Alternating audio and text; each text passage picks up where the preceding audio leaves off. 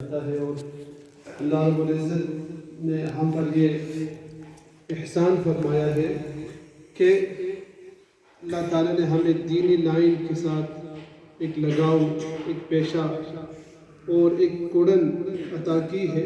اللہ تعالیٰ سے دعا ہے اللہ تعالیٰ مرتے دم تک جو ہے دین کے ساتھ مناسبت قائم رکھے، اور اللہ رب العزت ہم سب کو اپنے اکابر کے نقش و قدم پر آخری تک چلنے کی توفیق اور صلاحیت عطا فرمائے۔ سب کہے آمین۔ دیکھو دین جو ہے، دین کی حفاظت جو ہے مدرسوں ہی سے ہوتی ہے۔ یہ دینی مدارس جو ہے یہ دین کے قلعے، دین کے قلعے، اور دین کے قلعوں کے اندر جو دین کی حفاظت ہوتی ہے اس کو کہتے ہیں ہم حفاظت دین۔ اب یہاں ہم سب دین کی حفاظت کرتے ہیں تو آگے جا کر پھر دین کی اشاعت ہوتی ہے۔ اللہ رب العزت نے ہمیں ہمارا تعلق اپنے اساتذہ کرام کے ساتھ لگایا ہوا ہے جو ہمیں دین سکھاتے ہیں۔ ہم اس امانت کو حاصل کرتے ہیں اور پھر اس کی امانت کو آگے دوسروں تک پہنچائیں گے۔ تو اس دین کو سیکھنے کے لیے، سمجھنے کے لیے، اس کی فہم بوجھ حاصل کرنے کے لیے ہمیں چند چیزوں کی ضرورت ہوگی۔ نمبر ایک وہ ہے صحیح نیت۔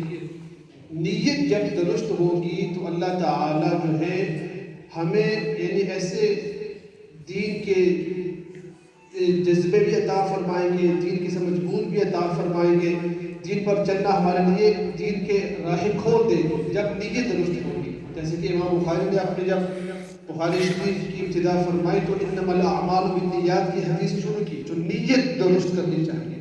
نیت کیا ہے کہ جو کچھ ہم کر رہے ہیں یہ سب صرف اور صرف اللہ کے خوشی کے لیے، اللہ کو خوش کرنے کے لیے، تو پھر یہ دین کا جو سفر ہے، یہ علمی لائن کا سفر آسان ہو جائے گا۔ نمبر ایک ہماری نیت درست ہونی چاہیے کہ اپنے اللہ تعالیٰ کو خوش کرنا ہے۔ یہ نہیں کہ میں بہت بڑا عالم بنوں گا اور حافظ بنوں گا اور قاری بنوں گا اور پھر جو ہے میرا نام روشن ہوگا، نہیں، اللہ کو خوش کرنے کے لیے سب ایسے کرو گے، اس کو انشاءاللہ۔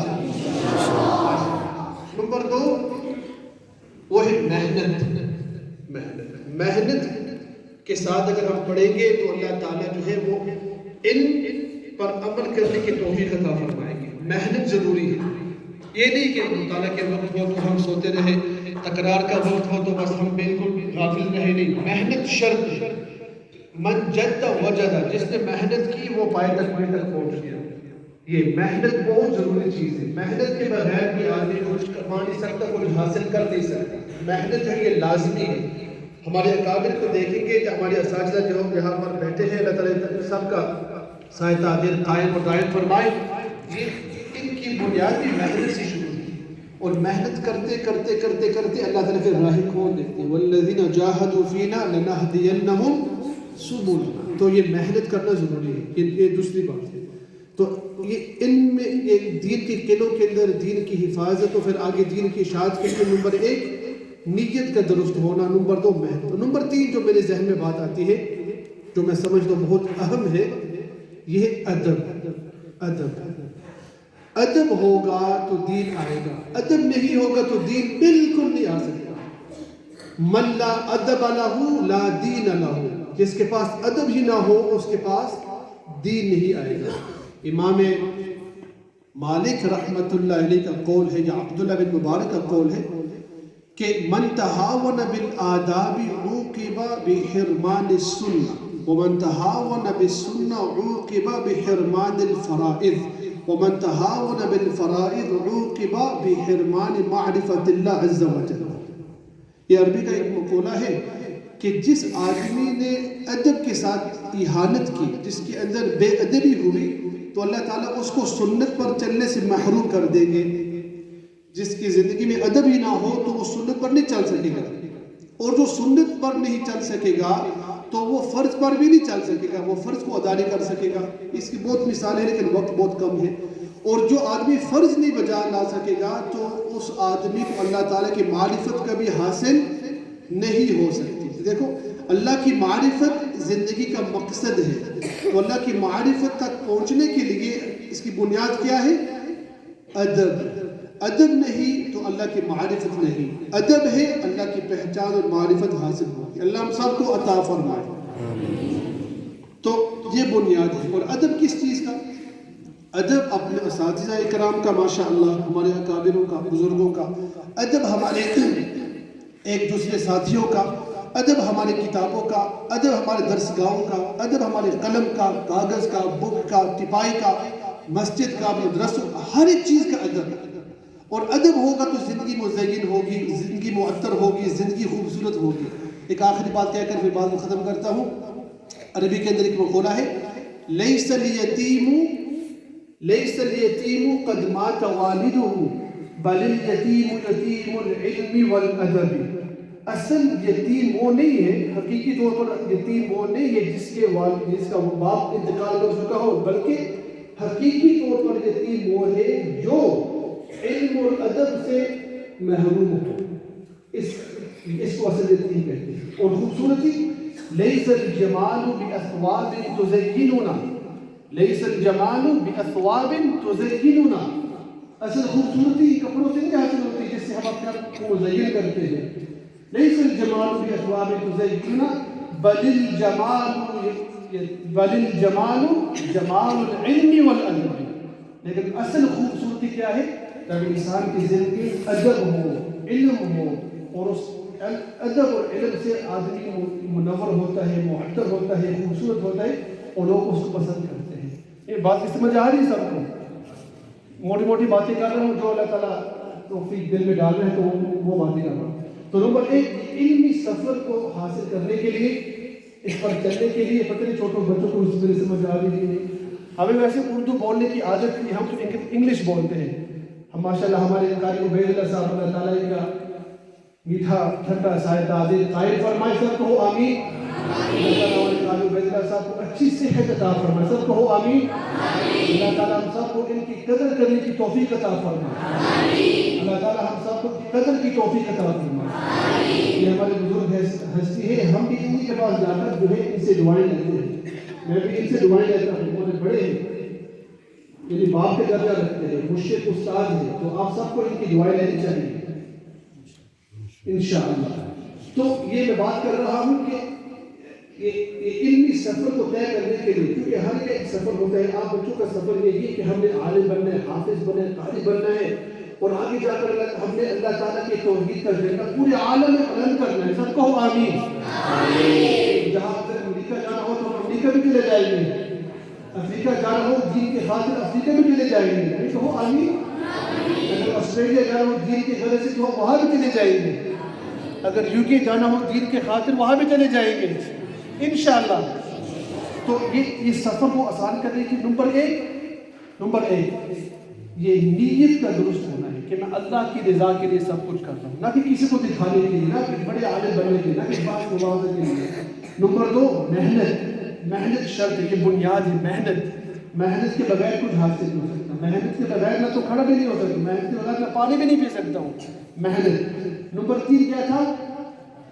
ادب میری. اور آخری بات، چوتھی بات جو ہے، ورنہ ویسے تو بہت سی باتیں آ رہی ہیں، لیکن چوتھی بات یہ ہے دعا. اللہ تعالیٰ سے ہم نے دعا مانگنی ہے کہ اللہ تعالیٰ آپ ہی ہمیں کامیابی عطا فرمائے. سب کو آمین. اللہ تعالیٰ سے دعا مانگو کہ اللہ یہ سبق میں مجھ سے حل نہیں ہو رہا، کہ اللہ میرے لیے آسانی پیدا فرما. یہ میرا سب کی یاد نہیں ہو رہا ہے، اللہ میرے لیے آسانی پیدا فرما. اور دعائیں، ایک ہے دعا کرنا، نمبر 2 ہے دعا لینا کسی اور سے. ایک ہے دعا کرنا خود، ایک ہے دعا کروانا کہ میں قاری صاحب سے کہوں کہ قاری عبید صاحب آپ میرے لیے دعا کیجیے.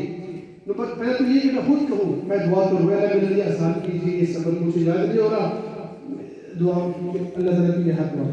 نمبر 1. نمبر 2 کہ قاری صاحب سے آپ نے کہ قاری صاحب میرے لیے دعا کیجیے، سبق یاد نہیں ہو مثال کے طور پر. نمبر 3 ہے جو سب سے ہم دعا حاصل کرنا. دعا ایک ہے دعا کرنا، نمبر 2 دعا کروانا، نمبر 3 دعا حاصل کرنا. وہ یہ کہ اپنے استادوں کی ساتھ ادب، خدمت، ان کی صحبت میں رہ کر ان سے دعائیں کروانا. وہ خود جب دل سے دعا کرائیں گے تو اس دعا کا بھی اثر کچھ اور ہوگا. تو چوتھی بات کیا تھی؟ دعا کریں گے، اللہ تعالیٰ ہمارے لیے راہیں کھول دیں گے. اور 5ویں بات جو ہے دعا کے ساتھ یہ ہے ذکر اللہ. سب ذکر کرتے ہیں، کون کون ذکر کرتے ہیں؟ ہاتھ اٹھاؤ. ماشاءاللہ.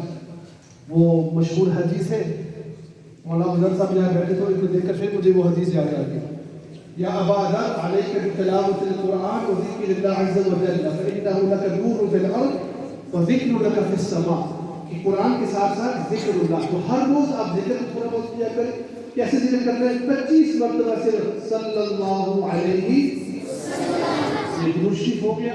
جو صبح درود شریف 10 مرتبہ صبح پڑھے گا، 10 مرتبہ شام کو پڑھے گا، تو اس کو حضور کی شفاعت نصیب ہوگی ماشاءاللہ.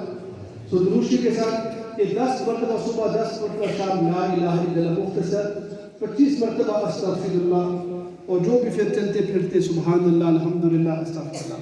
اور بچوں کے لیے ہم نے اپنے استاد سے قاری صاحب، ہم نے اپنے استاد سے قاری ہمارے شیخ الحدیث حضرت مولانا علی میاں صاحب مظاہری جو شیخ الحدیث تھے ہمارے، وہ ابھی فوت ہو گئے. تو جب ہم بھی ایسے بچے تھے مدرسے میں پڑھتے تھے تو ہمیں کہتے تھے کہ ہر صبح جو ہے، ہر صبح یہ علم سیکھنے کے لیے اور اچھا عالم بننے کے لیے اور نور علم کو اپنے سینوں میں منتقل کرنے کے لیے ہر صبح ایک تصویر 100 مرتبہ یا علیم یا علیم یا علیم یا علیم سب کریں گے انشاءاللہ. تو اس ذکر کو بھی کریں گے تو انشاءاللہ اللہ تعالیٰ وہ نور علم بھی ہمیں عطا فرمائیں گے. تو کل ماشاءاللہ بزرگوں کی برکت سے، اپنے قاری صاحب کی توجہات سے جو میں نے سہارا لیا ہے، یہ 5 باتیں ہمیں سیکھنے کو مل گی. سب کو یہ 5 باتیں یاد رہے گی انشاءاللہ. تو نمبر 1 کیا تھا؟ نیت. نمبر 2 محنت ماشاءاللہ. نمبر 3 ادب. نمبر 4 دعا. اور نمبر 5 ماشاءاللہ. آپ دعا کیجیے میرے لیے بھی، اللہ تعالیٰ مجھے بھی ان 5 باتوں پر عمل کی توفیق عطا فرمائے.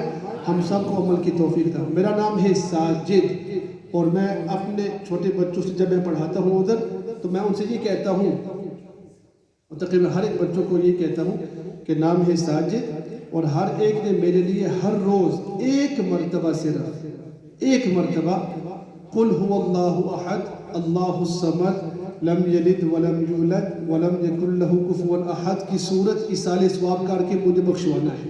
سب کرو گے ایسے انشاءاللہ.